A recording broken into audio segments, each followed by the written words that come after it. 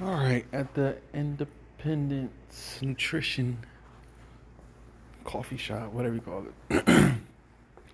Hand washing sink, all set. You got the ice maker, the drain on there, the water line, all that's done. The sink here, 3 compartment sink.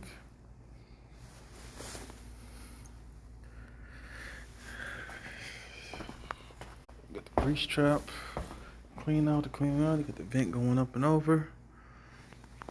Then you got this ice chest where they keep ice in, and then they can get water out of there too. So that's all set. So we all the way done now. 100%.